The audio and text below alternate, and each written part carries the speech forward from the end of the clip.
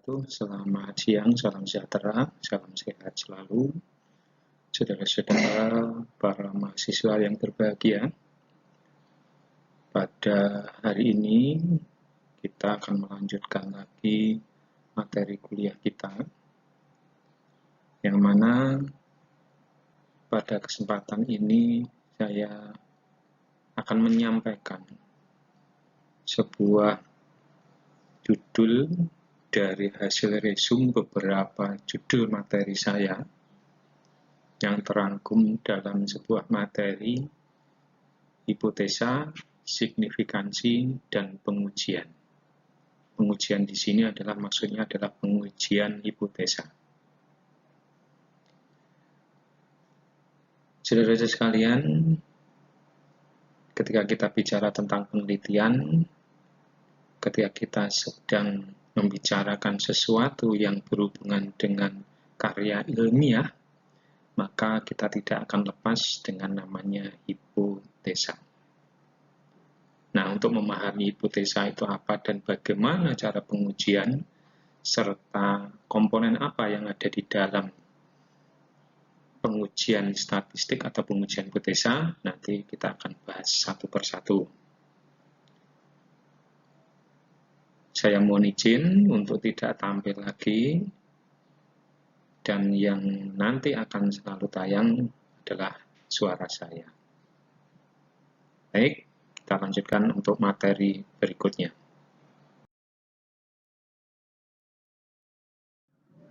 Oke, kita coba lihat dulu mengapa dalam sebuah penelitian itu harus ada hipotesa. Ya, nah makanya saya ingin menyampaikan bagaimana kronologisnya sampai bisa muncul sebuah hipotesa. Hipotesa adalah sebuah jawaban atau dugaan sementara yang belum diketahui benar salahnya. Nah, ini adalah definisi dari hipotesa. Nah, yang menjadi masalah adalah mengapa kita bisa memunculkan sebuah hipotesa. Mengapa kita harus membuat sebuah jawaban atau dugaan yang mana jawaban atau dugaan itu belum tahu benar atau salahnya. Nah, ingat, ketika nanti saudara menyusun sebuah karya ilmiah, maka di dalam karya ilmiah itu selalu akan muncul sebuah rumusan masalah. Rumusan masalah. Nah, rumusan masalah ini sering disebut sebagai pertanyaan penelitian. Ya, jadi dengan demikian, karena saudara di dalam pembuatan karya ilmiah itu memunculkan sebuah rumusan masalah, memunculkan sebuah pertanyaan penelitian, maka sebagai peneliti harus memiliki sebuah jawaban di mana jawabannya ini bersifat sementara yang belum bisa ketahui apakah jawaban ini benar atau salah. Jadi dengan demikian, ketika kita membuat karya ilmiah, kita akan memunculkan sebuah pertanyaan penelitian, dan pertanyaan penelitian itu harus kita berikan jawabannya. Nah, jawaban yang belum tentu salah dan benarnya inilah yang disebut dengan hipotesa.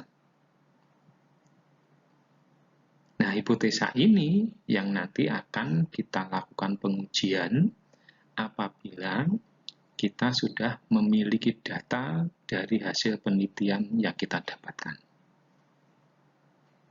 Oke. Hipotesa harus telah dirumuskan sebelum peneliti memulai sebuah penelitian. Ya. Jadi jangan salah, jangan dibalik. Meneliti, mencari data dulu, kemudian baru merumuskan hipotesa, ya, itu sesuatu yang salah.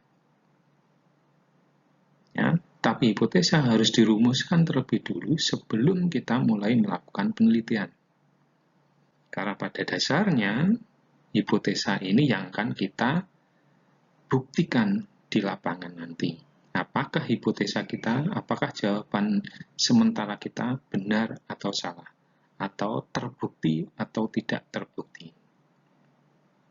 Nah, dengan demikian, kalau hipotesa ini adalah sebuah jawaban, maka nanti rumusan hipotesa itu adalah berbentuk kalimat pernyataan.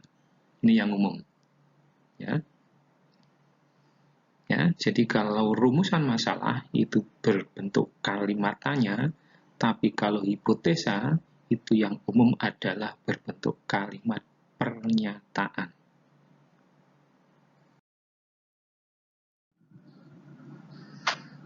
Hipotesa ini adalah sesuatu yang nanti akan dibuktikan setelah kita mencari data di lapangan.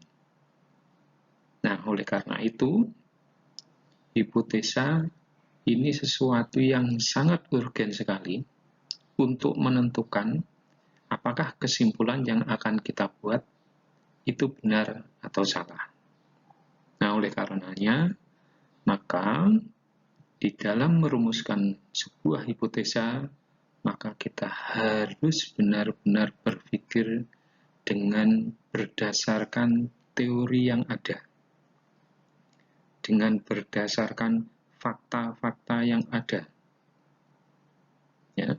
Nah, ini ada beberapa syarat atau ketentuan di dalam merumuskan sebuah hipotesa. Yang pertama, gunakan kata-kata yang jelas dan sistematis. Ya. Nah, ini maksudnya adalah jangan sampai rumusan hipotesa ini menjadi rumusan yang sulit untuk dimengerti, menghasilkan sebuah makna ganda, sehingga akan sulit untuk dibuktikan. Nah, ini yang bisa menjebak diri kita. Yang kedua, karena tadi sudah saya sampaikan bahwa hipotesa lahir karena adanya pertanyaan penelitian. Maka bentuk dari rumusan hipotesa ini adalah sebuah kalimat pernyataan. Boleh apa tidak kira-kira kalau kalimatnya diganti kalimat pertanyaan? Boleh, namun itu sesuatu yang kurang lazim atau kurang umum. Berikutnya, gunakan kalimat yang sederhana dan pendek. Tidak ada sebuah keharusan bahwa susunan kalimat dari sebuah hipotesa harus seperti ini, harus seperti itu. Setiap peneliti memiliki rumusan yang berbeda-beda.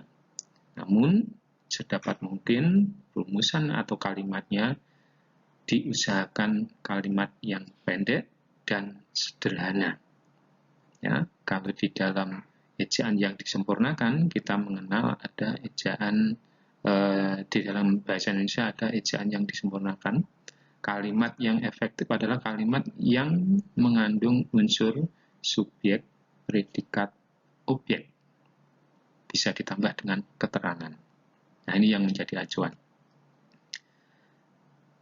Oke, nah berikutnya, ketika kita membuat sebuah hipotesa, maka hipotesa itu harus didasari dengan referensi, harus didasari dengan ilmu yang kuat. Ya. Nah, tentunya disesuaikan dengan tema penelitian kita masing-masing. Ya, jangan sampai ketika merumuskan sebuah hipotesa, kita tidak tahu pasti referensinya yang mana yang kita pakai. Kita tidak boleh merumuskan sebuah hipotesa hanya berdasarkan kata orang, kata peneliti, dan lain sebagainya. Tapi kita harus bisa menunjukkan dasar ilmu yang kita pakai itu yang mana, dasar teori yang kita pakai itu yang mana. Ya. Nah, kemudian hipotesa ini harus bisa diuji. Nah, memangnya apa bisa? Atau ada? hipotesa itu tidak dapat diuji? Ada, ya, banyak sekali. Ini ada contoh nih ya. Ada contoh tema atau judul hubungan pengetahuan ANC dan jenis persalinan. Nah, ini bisa diuji atau tidak? Ya, ini bisa dikatakan bisa diuji, bisa juga tidak. Tapi kalau kita berdasarkan dari tema semacam ini, maka akan kesulitan kita untuk membuktikan, untuk melakukan pengujian sebuah hipotesa. Ini maksudnya apa? Nah, makanya hati-hati di dalam membuat atau merumuskan sebuah hipotesa. Harus dengan kata-kata yang jelas, kata-kata yang sederhana, kata-kata yang mudah dimengerti.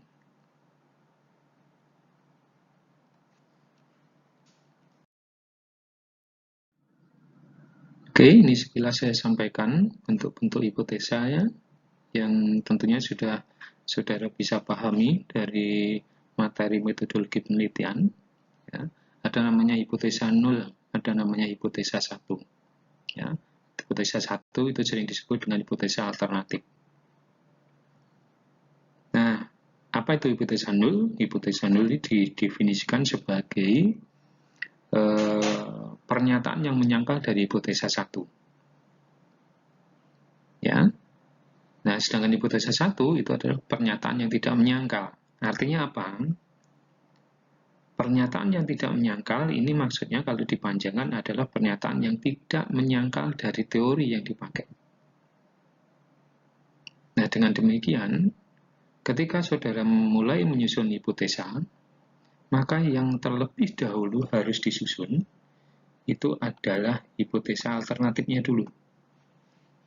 Ya. Nah, hipotesa alternatif ini ya, ini yang sesuai dengan referensi, sesuai dengan dasar teori yang kita pakai. Bagaimanapun pernyataannya, ketika kita mengambil dari sebuah buku, dari sebuah referensi, dari sebuah jurnal, maka kita sudah menyusun namanya hipotesa alternatif. Ya, jadi dengan kata lain bahwa hipotesa alternatif ini adalah pernyataan yang sesuai dengan referensi yang kita pakai. Ya, ambil saja. Misal nih di dalam sebuah buku mengatakan ada hubungan antara pengetahuan dengan pemilihan jenis alat kontrasepsi. Ya, itu dari sebuah buku atau dari sebuah penelitian yang sudah dipublikasikan. Nah, ketika saudara mengambil pernyataan itu, maka saudara sudah menulis namanya hipotesa alternatif. Nah, kalau saudara sudah menyusun hipotesa alternatif, saudara tinggal menyusun hipotesa nulnya. Nah, hipotesa nul itu adalah hipotesa berisi pernyataan yang menyangkal dari hipotesa alternatif. Jadi kalau tadi misalkan kita menetapkan hipotesa satunya adalah ada hubungan antara pengetahuan dengan pemilihan jenis alat kontrasepsi, maka hipotesa nulnya tinggal mengubah pernyataan menjadi menyangkal hipotesa satu, yaitu menjadi tidak ada hubungan antara pengetahuan dengan pemilihan jenis alat kontrasepsi. Nah, semacam itu. Ya. Jadi, ketika saudara mulai menyusun hipotesa, maka dahulukan menyusun hipotesa alternatifnya. Dari mana hipotesa alternatif ini? Dari referensi, dari teori, ataupun dari jurnal-jurnal yang sudah publikasi. Kita mengambilnya, maka dengan demikian kita sudah menyusun hipotesa alternatif. Nah, ada beberapa tema atau beberapa bentuk dari hipotesa. Ya, itu ada namanya hipotesa deskriptif. Ya, ada hipotesa korelatif. Kemudian ada hipotesa komparatif. Ini komparatifnya. Ya, deskriptif. Ya, ini bisa hanya melibatkan satu variabel saja, semacam ini ya, berat badan. berat badan balita misalkan. Ya, rata-rata berat badan balita 8 kg misalkan. Nah, itu sebuah bentuk hipotesa. Ya, bentuk hipotesa deskriptif. Tapi untuk menetapkan rata-rata berat badan 8 kg, ini harus didasari dengan referensi yang kuat, harus didasari dengan jurnal-jurnal penelitian. Ya, nah kemudian hipotesa korelatif. Syarat dari penetapan korelatif itu adalah minimal harus ada 2 variabel. Nah, ini variabel 1, pengetahuan, variabel 2, alat kontrasepsinya, pemilihan alat kontrasepsi. Ya, jadi ingat, kalau menggunakan hipotesa korelatif, berarti Anda harus memiliki 2 variabel yang dihubungkan. Ya. Nah, kemudian hipotesa komparatif membandingkan. Ya, ini ada sebuah contoh tema, ya, perbedaan pengurangan rasa nyeri persalinan berdasarkan jenis hipnoterapi yang diberikan. Ya. Nah, ada bentuk lain dalam hipotesa ini, hipotesa komparasi ini. Misalkan ya, ini berubah menjadi pengaruh hipnoterapi terhadap pengurangan rasa nyeri persalinan. Nah, ini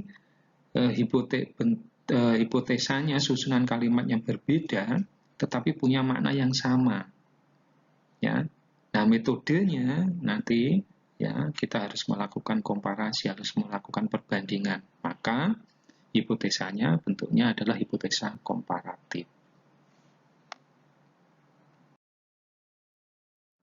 Oke, selanjutnya ketika kita sudah memiliki sebuah hipotesa, maka kita harus melakukan pencarian data atau pengumpulan data, ya, untuk bisa kita gunakan menguji hipotesa dari yang kita miliki atau yang sudah kita susun.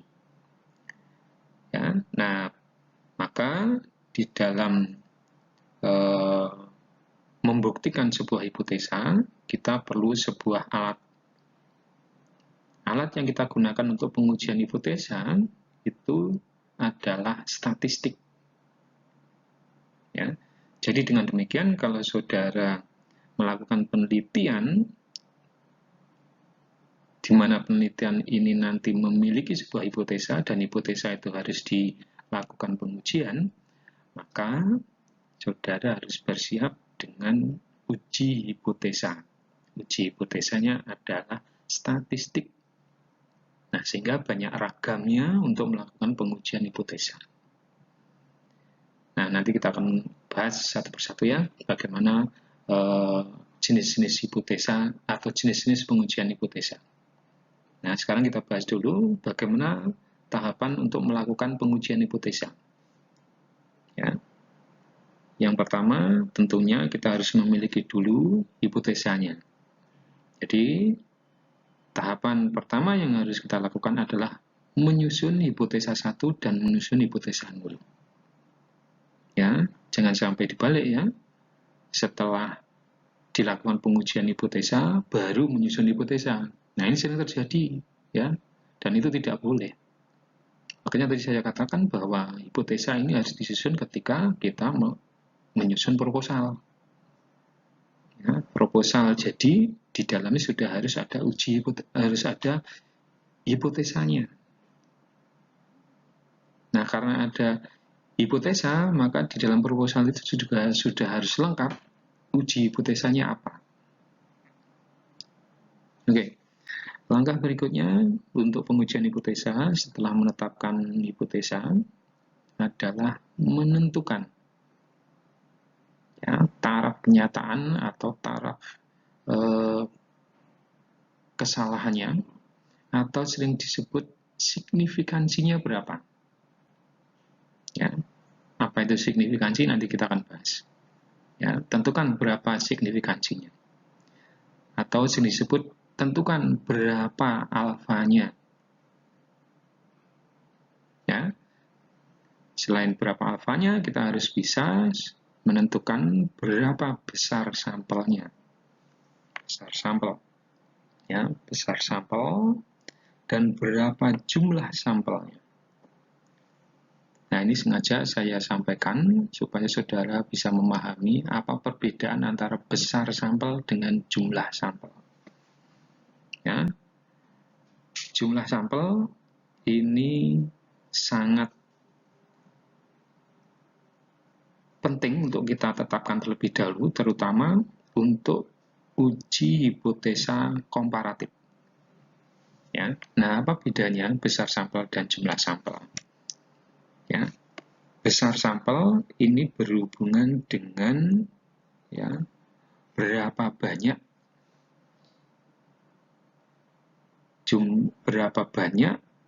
objek yang akan kita amati. Berapa banyak, kalau objeknya orang ya, berapa banyak orang yang akan kita jadikan sebagai anggota dalam penelitian.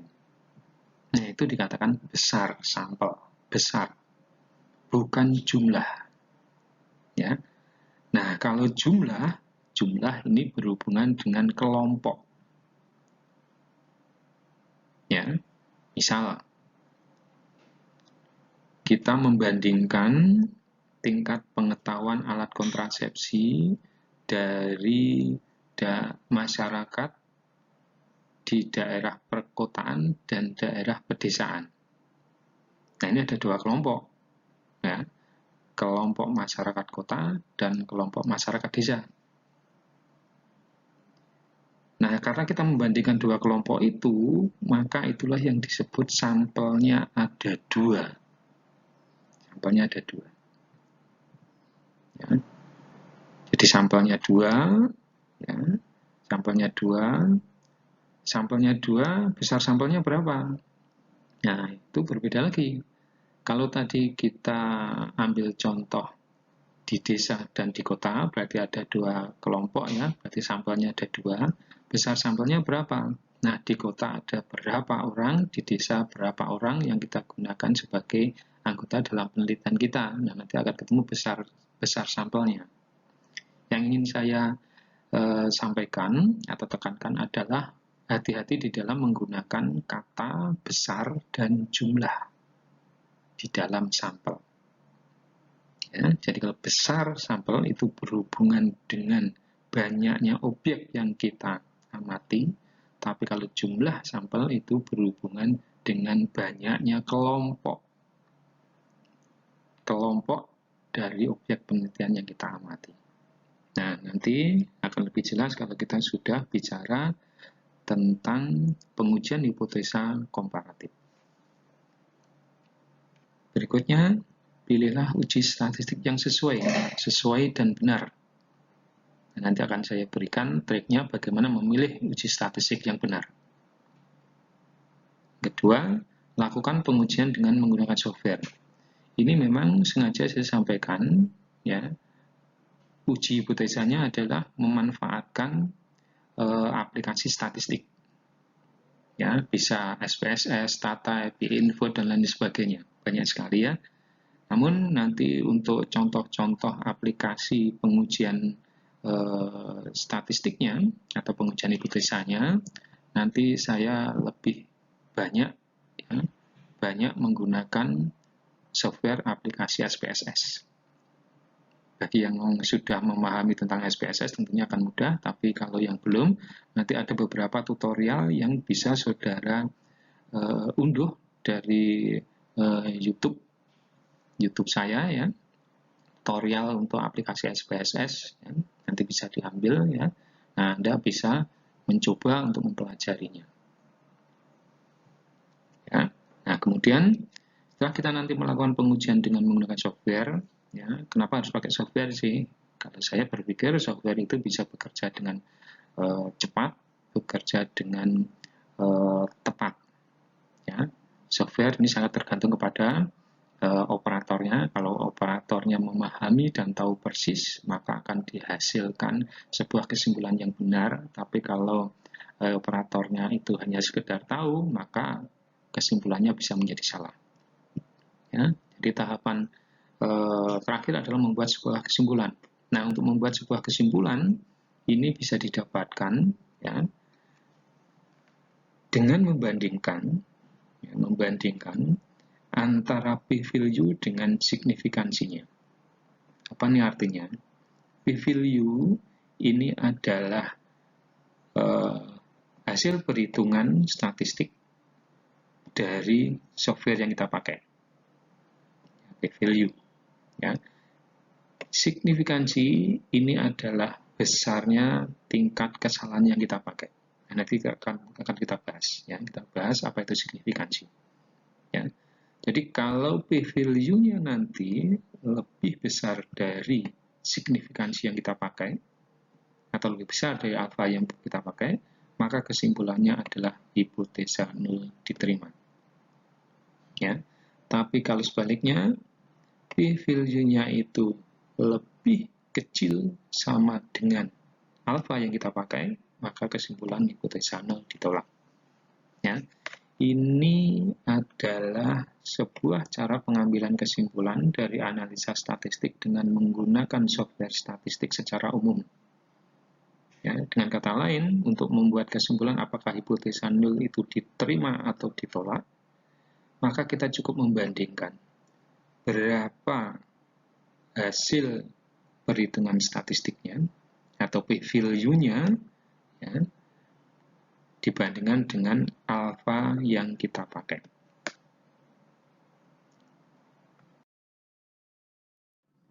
Nah, baik, kita sekarang membahas tentang apa itu signifikan. Ya, bagaimana memaknai dari besaran signifikansi dan lain sebagainya. Ya, nah kita mencoba melihat terlebih dahulu sebenarnya apa sih arti dari kata signifikan itu. Signifikan itu berasal dari bahasa Inggris ya. Bahasa Inggris ya. Artinya apa? Artinya sesuatu yang penting. Sesuatu yang penting. Ya. Nah, di dalam statistik signifikan itu diartikan sebagai sesuatu yang benar-benar berbeda atau nyata. Ya, jadi benar-benar berbeda atau nyata. Ya. Kalau misalkan saudara pernah mendengar berat badan si A itu naik enggak? Oh naik, naiknya signifikan enggak? Ya. Nah, signifikan atau tidak itu diartikan sebagai benar-benar nyata enggak kenaikannya. Kalau misalkan naiknya 0,001 gram, itu nyata atau tidak, signifikan atau tidak. Nah, hati-hati ya sekarang untuk menggunakan kata signifikan atau tidak. Ya, jadi signifikan atau tidak itu bisa diartikan sebagai apakah itu benar-benar berbeda atau nyata-nyata berbeda. Ya. Sehingga di dalam penelitian, kata signifikan diartikan sebagai suatu hasil riset yang benar-benar terjadi dan bukan secara kebetulan. Ya. Nah, ini yang harus kita pahami. Nilai di dalam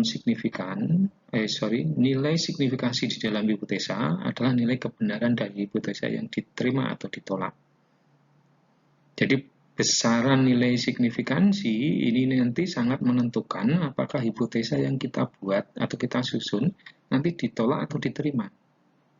Nah, makanya harus benar-benar kita pikir nanti untuk menentukan besarnya signifikan itu berapa. Ya. Nah, ini biasanya kalau mahasiswa ini bisa dimainkan, ya. Bisa dimainkan ini. Signifikansinya berapa? Kalau di proposal belum ditulis gitu ya. Nah, nulisnya itu setelah nanti hasil pengujian hipotesanya. Ya. Misal karena uji hipotesanya, hipotesa nolnya diterima gitu ya, hipotesa nolnya diterima. Ya. Maka mahasiswa akan kebingungan mengapa hipotesa nol saya diterima. Yang diinginkan itu kan hipotesa satunya yang diterima atau hipotesa nolnya yang ditolak. Nah, kemudian solusinya memainkan signifikansinya. Nah, ini tidak boleh, ya. Memainkan besaran alfanya itu tidak boleh. Ya, signifikansi memberikan gambaran mengenai bagaimana hasil penelitian memiliki kesempatan benar. Semacam itu, ya.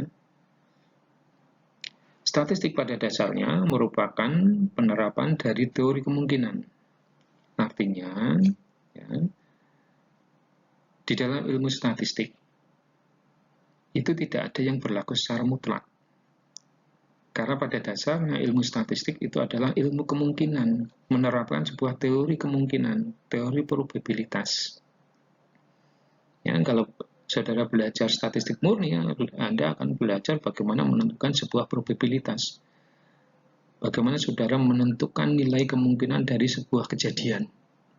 Nah, biasanya saudara akan berlatih melempar mata uang logam, melempar dadu, dan lain sebagainya. Itu kita sedang mempelajari tentang probabilitas itu. Ya. Nah, signifikansi itu di dalam penelitian, ya, itu sering disebut dengan alfa atau disimbolkan dengan alfa. Alfa. Alfa itu diartikan error atau kesalahan. Ya. Hubungannya dengan hipotesa itu bahwa error itu adalah kesalahan tipe 1 dalam penarikan kesimpulan di dalam pengujian hipotesa. Nah, ini ada sebuah tabel, ya, sebuah tabel. Pada bagian barisnya, ini adalah kesimpulan yang kita buat. Jadi kesimpulan yang kita buat nanti ada dua kemungkinan, menolak hipotesa nol atau menerima hipotesa nol. Ya, kemudian pada kenyataan yang sesungguhnya, ya, itu ada hipotesa nol yang memang benar dan hipotesa nol yang salah, tidak benar, ya.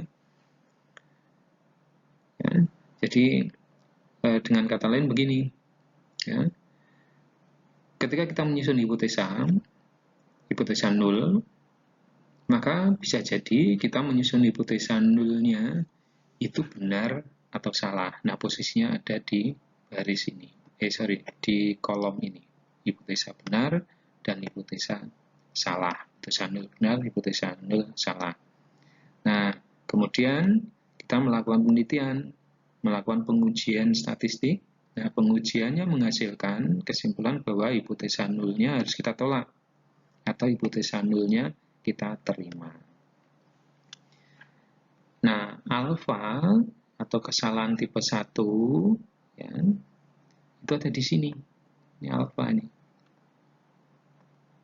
Artinya apa? Ya, alfa di sini. Alfa di sini disebut dengan error tipe 1 atau kesalahan tipe 1. Itu apabila hipotesa nolnya benar atau hipotesa yang kita buat itu benar, hipotesa nol yang kita buat itu benar, namun dari pembuktiannya hipotesa itu harus ditolak. Ya, jadi hipotesa itu benar, tapi dari hasil perhitungan mengharuskan hipotesa nol ditolak. Nah, ini kan namanya kesalahan. Ya, seharusnya kalau hipotesa nolnya benar, ya hipotesa nol itu harus diterima. Ya, namun kenyataannya nanti kita akan bisa terjadi bahwa hipotesa nol yang kita susun itu benar sesuai dengan teori yang ada, namun dari pembuktian hipotesanya mengharuskan hipotesa nol ditolak.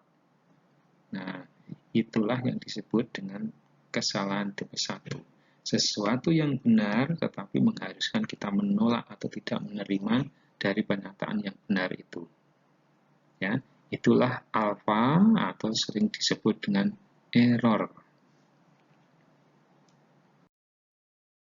Nah, agar kita bisa menghasilkan kesimpulan yang bagus, menghasilkan hasil penelitian yang bagus, maka kita harus sedapat mungkin atau semaksimal mungkin memperkecil kesalahan yang kita buat, terutama kesalahan di dalam pengambilan kesimpulan. Ya. Jadi kesalahannya harus kita perkecil. Dengan kata lain, kalau kesalahan itu kita perkecil, maka kebenaran di dalam penelitian itu akan semakin besar. Ya. Nah, misal begini. Kita evaluasi mata kuliah A. Nah, mata kuliah itu apabila benar semua, hasilnya adalah 100 nilainya ya. Nah, kenyataannya ketika kita melakukan ujian atau evaluasi, ya, kita salah satu, maka nilai kita tidak 100, tapi menjadi 90. Ya, salah satu. Kalau salah dua, maka benar kita atau nilai kita menjadi 80. Salah 5, maka benar kita adalah 50, dan seterusnya. Nah, sehingga kalau dibuat sebuah rentang angka, gitu ya, rentang angka, antara tingkat kebenaran dan tingkat kesalahan, tingkat kebenaran ini sering disebut dengan confident level atau CI, ya. Sedangkan kesalahan itu sering disebut dengan error atau alpha, ya.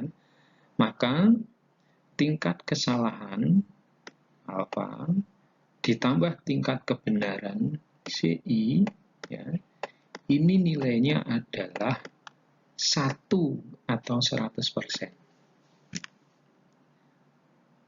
Ya. Jadi kalau kita menjumlahkan antara tingkat kesalahan dan tingkat kebenaran di dalam statistik, maka jumlahnya 1. Ya, seperti tadi. Kalau kita misalkan ujian, salah kita 1, nilainya 10. Benar kita 9, maka nilainya 90. Gitu kan? Nah, tapi kalau salah kita 6, 60 salah, ya, maka nilai kita 40. 40. Ya. Nah, ini selalu apabila kita jumlahkan antara kesalahan dan kebenaran ini menjadi nilai 1 atau 100%. Ya, ini yang menjadi acuan.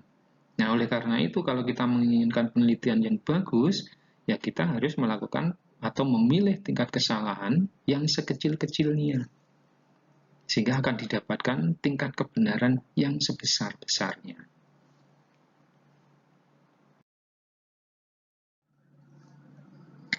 Oke, di dalam penelitian, tingkat kesalahan dan tingkat kebenaran itu satuannya adalah persen. Ya. Tingkat kesalahan atau error atau alpha, ya, di dalam penelitian yang biasa dipakai atau secara umum ada dan selalu dipakai itu adalah 1%, 5%, 10%. Bisa juga ya 0,5% dan lain sebagainya, tergantung pada jenis penelitiannya. Ya. Nah, jika kita menggunakan alfa 1%, tingkat kesalahan 1%, itu sama halnya kita memiliki tingkat kebenaran 99%. Ya. Jadi kalau kita salahnya 1, maka benarnya 99. Salahnya 1%, benarnya 99%. Ya. Nah, ini ada hubungannya dengan penulisan nanti di proposal ya biasanya. Ya, tidak perlu dituliskan dua-duanya. Ya, jadi kalau misalkan uji statistiknya apa? Uji statistiknya menggunakan chi-square. Alfa yang dipakai berapa? Alfa dipakai 1, ya sudah 1% saja. Ya, tulis alfa 1%. Tidak perlu alfa 1% dalam kurung CI 99%. Tidak perlu. Ya. Pilih salah satu saja. Ya. Nah, kemudian kalau alfanya kita memilih 5%, tingkat kesalahannya 5%, itu sama halnya kita memiliki penelitian dengan tingkat kebenaran 95%. Ya, tadi kembali, kalau tingkat kesalahan ditambah tingkat kebenaran, maka nilainya adalah 1 atau 100%. Nah, berikutnya, ketika kita melakukan penelitian, sebaiknya kita menggunakan alfa yang berapa? Ya, alfa yang berapa? Tidak ada sebuah ketetapan yang pasti untuk memilih atau menentukan berapa alfa yang kita pakai. Namun dari beberapa literatur yang saya baca, ya, besaran alfa yang bisa kita pakai itu bisa didasari pada jenis atau desain penelitiannya. Untuk penelitian-penelitian observasional, penelitian-penelitian survei tentang kesehatan masyarakat, ini disarankan untuk memakai alfa 5%.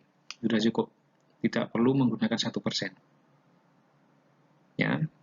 Kenapa 5%? Ya, untuk penelitian-penelitian kesehatan masyarakat, penelitian-penelitian komunitas, ini karena ya salah satunya itu banyaknya variabel-variabel yang tidak bisa kita kontrol satu persatu. Ya. Jadi kalau kita melakukan penelitian di masyarakat, itu banyak sekali variabel-variabel yang tidak bisa kita kontrol satu persatu. Maka tingkat kesalahan yang kita bisa pakai atau disarankan itu adalah tingkat kesalahan yang 5%. Salah 5%, benarnya 95%. Nah, namun untuk penelitian-penelitian eksperimen atau penelitian di laboratorium, penelitian-penelitian yang berhubungan dengan dosis obat dan lain sebagainya, itu sangat disarankan untuk memakai alfa yang lebih kecil. Ya, alfa yang lebih kecil dari 5% yaitu 1%. Ya. Nah, semacam itu. Ya. Nah, bagaimana kalau eksperimennya itu dilakukan di lapangan? Nah, kembali kalau eksperimennya di lapangan, ya karena di lapangan itu banyak faktor yang tidak bisa kita kendalikan, maka pilihlah alfa yang lebih besar, tingkat kesalahan yang lebih besar. Ya. Nah, kemudian besaran alfa itu juga bisa digunakan untuk memperhitungkan besarnya sampel atau dibalik, ya. Apabila kita memiliki sampel yang lebih besar, maka bisa menggunakan alfa yang lebih besar juga. Ya, nah ini sangat tergantung kepada sampelnya. Jadi kalau sampelnya besar, kita bisa menggunakan alfa yang lebih besar juga. Oke, nah itu kaitannya dengan sampling ya. Nanti mungkin ada waktu sendiri untuk bahas tentang sampel. Nah, berikutnya bagaimana kita memaknai sebuah nilai signifikansi. Ya. Ini kita ambil contoh ya. Kita menggunakan alfa yang 5%, tingkat kesalahan 5%. Jika dalam analisis statistik ditetapkan alfa 5%, artinya penelitian dikatakan signifikan jika hasil pengujian statistiknya memiliki tingkat kesalahan ya, lebih kecil sama dengan 5%. Artinya, ketika kita sudah menetapkan alfanya berapa, ya, maka penelitian itu dikatakan signifikan jika dari hasil pengujian statistikanya itu memiliki nilai lebih kecil dari signifikan yang kita pilih. Kalau kita menggunakan alfa 5%, kemudian kita menguji data kita dengan statistik tertentu, dihasilkan lebih dari 5%, maka itu dikatakan tidak signifikan. Tapi kalau kita menggunakan 5% alfanya, kemudian pengujian statistiknya itu kurang dari 5%, maka itu baru dikatakan hasilnya adalah signifikan. Nah, ini ada contoh. Misalnya, kita memiliki sebuah hipotesa korelasi, kemudian datanya adalah interval rasio, maka uji yang kita pakai adalah uji persen product moment. Kita tetapkan ujinya persen product moment, alfa yang kita pakai 5%. Nah, kemudian ya, kita melakukan pengolahan data dan menganalisa, mengujinya dengan menggunakan statistik. Hasil yang kita dapatkan itu adalah 0,03. 0,030. Ya. Nah, kalau signifikansinya atau p-value dari pengujiannya kita dapatkan 0,030, sementara alfa yang kita pakai adalah 5% atau 0,05, maka hasil pengujian itu disebut dengan signifikan. Ya, saya ulangi.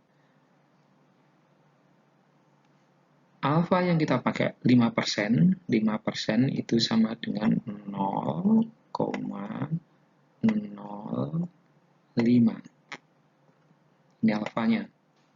Kemudian data kita uji dengan menggunakan percent product moment, kita dapatkan p-value-nya atau signifikansinya kita dapatkan 0,030. Artinya signifikansi dari pengujian statistiknya itu lebih kecil dibandingkan dengan alfa yang kita pakai. Nah, apabila lebih kecil dari alfa yang kita pakai, dikatakan bahwa pengujian kita adalah signifikan. Jadi kalau itu sebuah korelasi, maka korelasinya adalah korelasi yang signifikan. Korelasi yang benar-benar nyata. Nah, apabila kita menetapkan bahwa nilai signifikansi statistiknya lebih kecil dibandingkan alfa yang kita pakai, maka kesimpulannya adalah hipotesa nol ditolak. Nah, kalau kesimpulannya hipotesa nol ditolak, maka yang kita pakai pernyataannya adalah pernyataan dari hipotesa 1. Nah, tinggal melihat atau merujuk pernyataan dari hipotesa 1 itu seperti apa. Ya, nah, sebaliknya, kalau misalkan alfa yang kita pakai 5%, pengujian kita menghasilkan signifikan 0,054, ya, berarti kan ini lebih besar daripada alfa yang dipakai. Maka kesimpulannya ini tidak signifikan. Ya, disebut tidak signifikan. Nah, kalau tidak signifikan, kesimpulan dari hipotesa kita adalah hipotesa nol diterima. Ya, artinya apa sih sebenarnya? Nah, ini saudara bisa baca di sini. Kalau kita memiliki alfa 5%, penelitian yang kita lakukan kepada 100 orang, ya, 100 orang, maka kesimpulan kita itu yang benar hanya berlaku kepada 95 orang. Ya, nah sisanya itu tidak berlaku. Jadi misalkan kita punya 100 orang, ya, kita teliti untuk membuat kesimpulan apakah ada hubungan antara tinggi badan dengan berat badan, tinggi badan dan berat badan. Ya, nah ternyata kesimpulannya, ya, kesimpulan dengan pengujian statistik tertentu dengan alfa 5% didapatkan ada hubungan antara tinggi badan dengan berat badan. Nah, apabila kita melakukan penelitiannya itu kepada 100 orang, maka kesimpulan ada hubungan antara tinggi badan dengan berat badan itu berlaku untuk 95 orang. Sementara yang 5 orang itu bisa jadi menghasilkan kesimpulan tidak ada hubungan antara tinggi badan dengan berat badan. Nah, itulah makna dari nilai alfa atau signifikan yang kita pakai. Nah, saudara sekalian, saya tadi sampaikan, ya, ketika ada hasil penelitian mengatakan bahwa hipotesa itu salah atau hipotesa itu menjadi tidak terbukti, ya, artinya hipotesanya itu, ya, menjadi hipotesa nol yang diterima, bukan hipotesa 1 yang diterima, ya, ini bisa jadi terjadi, bisa saja terjadi, ya. Jadi hipotesa yang harusnya terbukti atau hipotesa yang harusnya benar itu bisa menjadi salah, ya. Nah, beberapa hal yang mungkin menyebabkan bahwa hipotesa yang kita susun itu menjadi salah, ya, itu bisa dipetakan semacam ini, ya. Hipotesa bisa salah, hipotesa kita bisa saja tidak terbukti setelah kita lakukan penelitian, itu karena satu, teori yang kita gunakan tidak kuat. Nah, tadi saya sampaikan bahwa di dalam pembuatan atau penyusunan hipotesa itu harus didasari dengan teori yang kuat. Teori yang kuat itu bisa berasal dari sebuah referensi, dari sebuah buku, atau dari sebuah jurnal penelitian.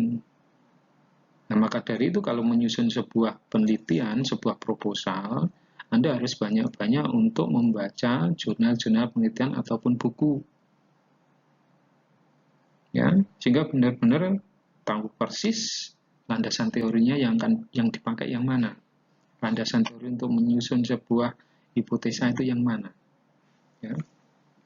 Nah, kemudian yang kedua, kesalahan itu bisa terjadi ketika kita melakukan proses pengambilan sampel.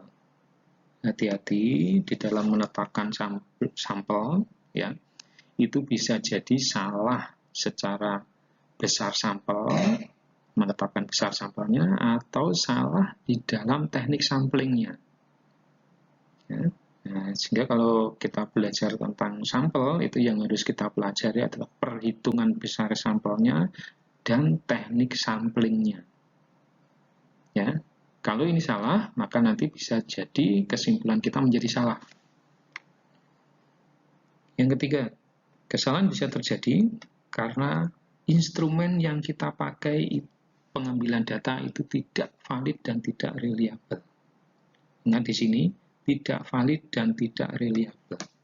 Jadi dengan kata lain, kalau saudara itu memiliki instrumen penelitian, misalkan kuesioner, daftar tilik, dan lain sebagainya, sebelum dilakukan atau digunakan untuk mengambil data penelitian, saudara harus melakukan pengujian valid dan reliable dulu.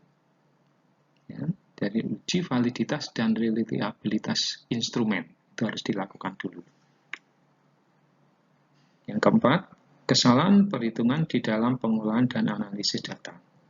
Nah, jadi kesalahan-kesalahan di dalam proses perhitungan, kesalahan-kesalahan di dalam proses pembulatan angka apabila kita bekerja secara manual, itu nanti akan punya pengaruh, ya, yaitu berupa kesalahan di dalam pengambilan kesimpulan. Makanya hati-hati, ya, kesalahan perhitungan di dalam analisa data itu harus benar-benar diminimalkan. Ya. Nah, berikutnya, kesalahan yang kelima adalah kesalahan rancangan penelitian. Maka hati-hati memilih sebuah desain penelitian. Ya, memilih desain penelitian, hati-hati. Ya, apakah desainnya menjadi observasional atau desainnya menjadi eksperimental, ini benar-benar harus diperhitungkan. Ya, kalau salah di dalam memilih desain penelitian atau rancangan penelitian, maka akan bisa terjadi kesalahan di dalam pengambilan keputusan. Ya. Nah, yang tidak kalah pentingnya nanti adalah ini, bahwa penelitian yang kita lakukan, terutama untuk penelitian komunitas, itu banyak sekali variabel confounding yang akan berpengaruh. Maka kita harus benar-benar memahami, ya, variabel-variabel mana yang mungkin bisa mempengaruhi penelitian kita, ya, dan variabel mana yang harus bisa kita kendalikan. Nah, itu akan mengurangi kesalahan di dalam pengambilan keputusan hipotesa yang kita buat. Nah, tentunya saudara-saudara kemudian berangan-angan. Kalau saya punya data, ya, kemudian saya mau memilih uji statistiknya yang mana. Ya, tidak usah bingung, ini ada sebuah tabel penolong untuk menentukan uji statistik mana yang tepat yang bisa kita pakai, ya, untuk membuktikan hipotesa yang kita buat itu menjadi benar atau salah. Ya, ini ada sebuah tabel untuk uji hipotesa, ya, univariat dan bivariat. Satu variabel dan dua variabel. Ya, kok bisa satu variabel nih? Ya, satu variabel. Ya, satu variabel, dua variabel. Kalau yang satu variabel itu lebih banyak di sini letaknya untuk hipotesa komparasi. Hipotesa komparasi itu bisa satu variabel. Ya, bisa satu variabel, hanya datanya itu minimal harus ada dua kelompok atau dua sampel. Makanya pada hipotesa komparasi di sini, ya, hipotesa komparasi ini terbagi menjadi dua berdasarkan jumlah sampelnya. Ya, ada sampel yang sama dengan dua, sampel yang lebih dari dua. Ya, itu untuk satu variabel, ya, untuk satu variabel. Nah, bagaimana dengan dua variabel? Dua variabel ini yang umum dipakai adalah untuk uji hipotesa korelasi. Jadi uji hipotesa korelasi itu harus ada minimal dua variabel. Ya, jadi mengkorelasikan atau menghubungkan itu pasti ada yang dihubungkan, ya, dan yang terhubungkan. Ya, jadi ingat, kalau korelasi itu harus ada minimal dua variabel. Kalau komparasi itu minimal harus ada dua kelompok data atau dua sampel. Nah, itu bedanya. Nah, bagaimana menggunakan tabel ini? Bagaimana menggunakan tabel ini? Ya, tabel ini bisa digunakan. Caranya ini yang pertama, ya satu. Lihatlah di sini. Saudara punya hipotesa itu mau digunakan untuk hipotesa yang mengkorelasikan, menghubungkan, atau membandingkan. Itu dulu. Kalau Anda punya dua variabel, mau dihubungkan, berarti di sini Anda akan memilih yang korelasi. Kemudian tahapan kedua, ya, kalau korelasi, ya, tahapan kedua kalau korelasi, lihatlah variabel 1 dan variabel 2 itu berskala apa? Apakah berskala interval rasio, atau berskala ordinal, atau berskala nominal? Jadi dengan demikian, kalau hipotesanya adalah hipotesa korelasi, hal yang harus kita pikirkan adalah skala data dari variabel penelitian kita itu apa? Apakah interval rasio, ordinal, atau nominal? Kalau misalkan, ya, variabel kita berskala rasio,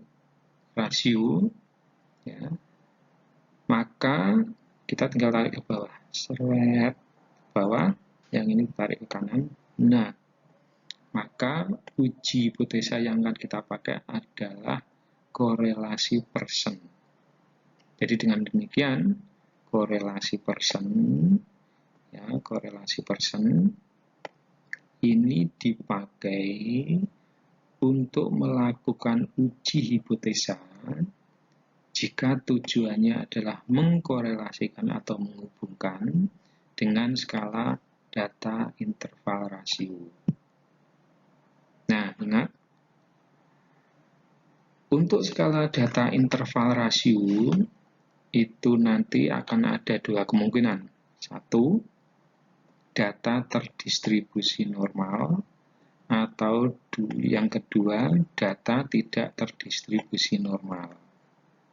Nah, kalau data dari variabel itu terdistribusi normal, maka pilihlah korelasi persen. Tapi kalau datanya interval rasio tetapi tidak terdistribusi normal, maka pilihannya ada di sini, Spearman. Gitu.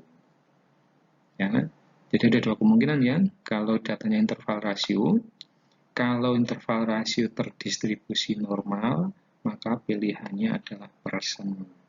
Kalau tidak normal, pilihannya Spearman. Ya. Nah, kemudian kalau data dari dua variabel itu berskala ordinal, ini pilihannya bisa langsung korelasi Spearman. Ya. Nah, ini adalah cara-cara menggunakan atau memilih jenis uji hipotesa dari beberapa uji hipotesa yang bisa kita gunakan. Nah, nanti kita akan berlatih satu-satu, ya, berlatih satu-satu untuk mencoba menerapkan beberapa uji hipotesa yang kita pilih. Ya, misalkan bagaimana menggunakan C kuadrat, bagaimana menggunakan koefisien kontingensi, bagaimana menggunakan uji T, bagaimana menggunakan Wilcoxon, dan lain sebagainya. Ya, nanti kita akan bisa berlatih satu persatu. Saudara sekalian, di akhir dari materi kita pada pertemuan hari ini, ya, silahkan mulai merenung, ya, karya ilmiah yang akan saya buat itu seperti apa nantinya. Nah, Anda harus pelan-pelan berpikir, kira-kira variabel yang akan diteliti itu nanti apa. Variabel yang akan diteliti itu apa, itu tergantung kepada ketertarikan dan keinginan saudara. Anda tertarik kemana dan menguasai yang mana, ya, nanti baru memilih variabelnya apa yang kita teliti. Ya, kemudian kita bisa memilih desainnya seperti apa, ya. Kalau di metodologi penelitian bisa menggunakan desain observasional atau desain eksperimental. Anda mau observasi atau mau eksperimen, gitu ya. Kemudian tentukan subjeknya, ya, tentukan lokasinya. Nah, dengan demikian kalau kita sudah bisa menetapkan variabelnya apa, desainnya apa, subjeknya siapa, lokasinya di mana, secara otomatis nanti akan terbentuk menjadi sebuah judul, gitu, sebuah judul, ya. Jadi jangan langsung mengambil judulnya apa, ya. Kalau lebih baik mulailah untuk menetapkan variabelnya dulu. Yang Anda kuasai itu apa sih? Gitu. Dari banyak ilmu kebidanan itu yang Anda kuasai yang mana? Ya, kemudian kalau sudah menetapkan ini, ya, variabelnya, menetapkan desainnya, ya. Nah, kemudian berlomba-lombalah atau segera untuk mencari dasar referensi yang kuat. Ya, dasar referensi yang kuat. Paling mudah dan paling up to date adalah saudara mencari sebanyak-banyaknya artikel-artikel atau jurnal-jurnal penelitian terutama yang sudah terpublikasi. Nah, baik, mudah-mudahan ada sebuah gambaran untuk saudara sekalian untuk segera menyiapkan diri membuat sebuah rancangan, membuat sebuah proposal penelitian untuk menyelesaikan karya ilmiah saudara. Oke, untuk pertemuan sesi ini saya akhiri dulu sampai di sini. Ada kurang lebihnya mohon maaf. Saya akhiri. Assalamualaikum warahmatullahi wabarakatuh. Selamat siang, salam sehat selalu.